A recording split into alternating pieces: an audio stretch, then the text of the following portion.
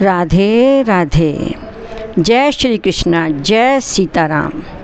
मैं आपको सुनाने जा रही हूँ ऋषि पंचमी व्रत की कथा। यह व्रत भादव मास के शुक्ल पक्ष में पंचमी को होता है। पतिव्रता स्त्री का धर्म है कि वह सूर्योदय के पूर्व ही बिस्तर को त्याग दे और अपने नित्य कर्मों से निवृत्त होकर गंगा जी में स्नान करे। जहाँ गंगा जी नहीं है वहाँ पास की नदी में स्नान करे। यदि नदी ना हो तो सरोवर में स्नान करे, और यदि सरोवर भी निकट ना हो तो कुएं के शुद्ध जल से स्नान करे। जब स्नान करके पवित्र हो जाए तो रेशमी धोती को धारण करे, मन में व्रत का निश्चय करे और शुद्ध मन होकर पंचामृत बनावे। तब सप्त ऋषियों को उस पंचामृत में पहले स्नान कराए। तत्पश्चात शुद्ध जल से स्नान करा के शुद्ध वस्त्र से उसके पिंड को सुखाकर आसन पर विराजमान करे।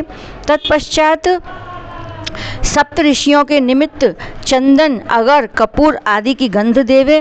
कोरे सकोरे में अग्नि रखकर धूप दे, फूल चढ़ावे और उनके सम्मुख दीपक जलाकर कलश के सम्मुख रखे ऋषि वरों को नवीन वस्त्र और जनेऊ सर पर समर्पित करे। उत्तम मिष्ठान और फल का भोग लगाए, अर्घ दे। सप्त ऋषियों का ध्यान हृदय में धारण करे, हाथ जोड़कर उनसे प्रार्थना करे कि आप मुझ पर कृपा करें और मेरे द्वारा निवेदित इस पूजा को अंगीकार करें। शेष दिन भर कुछ न खाएं, व्रत रखें। संध्या समय शरीर को पुनः शुद्ध करें। अपने लिए जो फलाहार बनाया हो उसे भगवान को समर्पित करें। तब भोजन को ग्रहण करके देव दर्शनों को जाएं। रात्रि समय भगवान की लीलाओं को पढ़ें अथवा श्रवण करें। ब्रह्मचर्य से रहें। मन ही मन सप्तऋषि स्वरों का ध्यान धारण करें। उनके विमल चित्रों को गाते रहें। जो औरत इस व्रत को धारण करती है वह इस लोक में धन, पौत्र आदि सब सुखों का सेवन करती है। अंत समय में स्वर्ग को जाती है। कथा इस प्रकार है, सुनिएगा। भविष्योत्तर पुराण के अनुसार ऋषि पंचमी की कथा। एक बार भगवान श्री कृष्ण ने राजा युधिष्ठिर से प्रश्न किया कि हे देवों के देव, मैंने आपके श्रीमुख से अनेकों व्रतों के महात्मों को सुना है। अब आप कृपा करके उस पंचमी का व्रत सुनाइए जिससे सब पापों से मुक्ति होती है। राजा के इन वचनों को सुनकर श्री कृष्ण जी बोले, हे राजेंद्र, अब मैं तुमको ऋषि पंचमी का उत्तम व्रत सुनाता हूँ, जिसको धारण करने से स्त्री सब पापों से छुटकारा पा लेती है। हे राजन, जो स्त्री रजस्वला होकर भी घर गृहस्थी के काम में निवृत्त होती है, जो स्त्री रजस्वला होकर भी घर गृहस्थी के काम में प्रवृत्त होती है तथा घर के बर्तनों आदि को जाने अनजाने छूती है, अवश्य ही नरक को जाती है। अतः चारों वर्णों के लोगों को चाहिए कि रजस्वला औरत को घर का कार्य न करने दें, क्योंकि पूर्व समय वृत्तासुर का वध करने के कारण इंद्र को ब्रह्म हत्या का महान पाप लगा था। उस समय ब्रह्मा जी ने उस पर कृपा करके उस पाप को चारों स्थानों पर बांट दिया।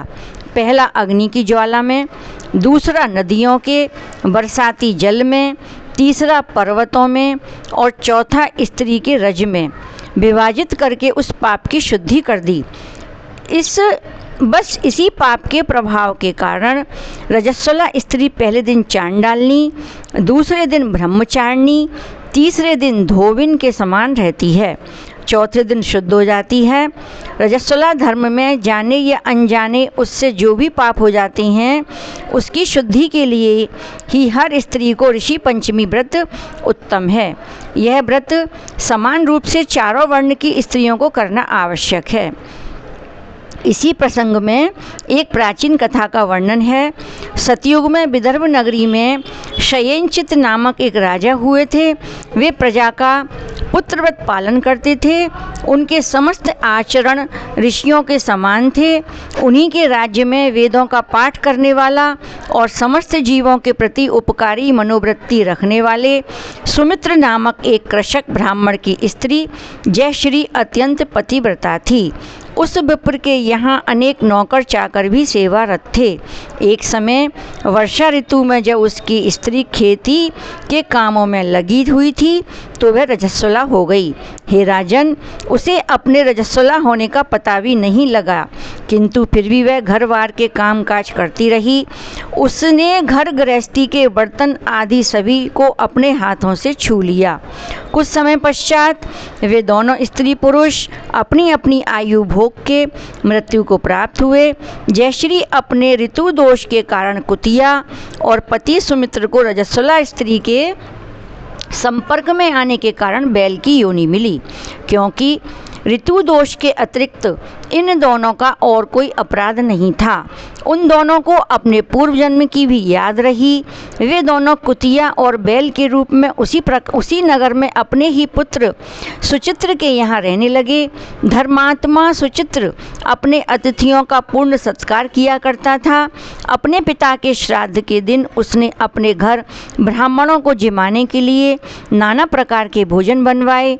जब उसकी स्त्री किसी काम से रसोई से बाहर गई हुई थी तो एक सर्प ने रसोई की खीर के बर्तन में विष वमन कर दिया। कुतिया के रूप में सुचित्र की माँ देख रही थी। पुत्र की बहू आने पर उसने अपने पुत्र को ब्रह्म हत्या के पाप से बचाने के लिए उस बर्तन में मुख डाल दिया। सुचित्र की पत्नी चंद्रवती ने कुतिया का यह कृत्य न सहा गया और उसने चूल्हे से जलती हुई लकड़ी निकालकर कुतिया के मारी। कुतिया मार खाकर घर में इधर उधर भागी फिरी। चौके में जो झूठन बची रहती थी वह सब सुचित्र की बहू उस कुतिया के सामने डाल दिया करती थी। उस दिन क्रोध के कारण उसने वह भी बाहर फिकवा दी और कुतिया को न डाली। सब खाद्य पदार्थों को फिकवा कर साफ बर्तनों में उसने सब खाना दोबारा बनवाया और ब्राह्मणों को खिलाया। रात्रि के समय भूख से व्याकुल होकर वह कुतिया बैल के रूप में रह रहे अपने पति के पास आकर बोली कि हे स्वामी, आज तो मैं भूख से मरी जा रही हूँ। वैसे तो मेरा पुत्र मुझे रोज कुछ खाने को देता था, लेकिन आज तो उसने मुझे कुछ भी नहीं दिया है। मैंने सांप के विष वाले खीर के बर्तन को अनेक विप्र हत्याओं के भय से छूकर उनके न खाने योग्य बना दिया है, उनके न खाने योग्य कर दिया था। इसी कारण उसकी बहू ने मुझे मारा और आज खाने को भी कुछ नहीं दिया है। वह बैल बोला, हे भद्रे, तेरे पापों के कारण तो भी मैं भी इस योनि में आ पड़ा हूँ और आज बोझा ढोते ढोते मेरी कमर भी टूट रही है। आज मैं भी दिन भर खेत में हल जुता रहा। मेरे पुत्र ने आज मुझे भी भोजन नहीं दिया और मैं ऊपर से मारा भी खूब। मुझे कष्ट देकर उसने इस श्राद्ध को निष्फल कर दिया है। अपने माता पिता की इन बातों को उनके बेटा सुचित्र सुन रहे थे। उसने उसी समय उनको भोजन कराया और उनके दुख से दुखी होकर वह वन को चला गया। वन में उसने ऋषियों से पूछा कि हे ऋषिवरों, मेरे माता पिता किन कर्मों के कारण इन नीची योनियों को प्राप्त हुए हैं और अब किस प्रकार से इनसे छुटकारा पा सकते हैं। उन वचनों को श्रवण कर सर्वतपा नामक ऋषि उस पर दया करके बोले कि पूर्व जन्म के तुम्हारी माता ने अपने उच्छृंखल स्वभाव के कारण रजस्वला होते हुए भी घर गृहस्थी की समस्त चीज़ों का स्पर्श किया था और तुम्हारे पिता ने तुम्हारी माँ को स्पर्श किया। इसी कारण से वे कुतिया और बैल की योनि को प्राप्त हुए हैं। तुम उनकी मुक्ति के लिए सपत्नीक ऋषि पंचमी का व्रत धारण करो तथा उसका फल अपने माता पिता को अर्पण करो। भादव मास के शुक्ल पक्ष की जब पंचमी आए तब मुख शुद्ध करके मध्याह्न में नदी के पवित्र जल में स्नान करना, फिर नवीन शुद्ध रेशमी वस्त्रों को धारण करके सप्त ऋषियों का पूजन करना। सर्वतपा ऋषि के इन वचनों को श्रवण करके सुचित्र ने अपने घर लौटकर ऋषि पंचमी का दिन आने पर पत्नी सहित समस्त विधि विधान से उस व्रत को किया और उसके पुण्य को अपने माता पिता को अर्पित कर दिया। व्रत के प्रभाव से उसके माता पिता दोनों ही पशु योनियों से मुक्त हो गए और दिव्य विमान पर आरूढ़ होकर स्वर्ग को चले गए। तो हे राजन, इस व्रत को धारण करने से अनेकानेक उत्तम और वांछित फल प्राप्त होते हैं।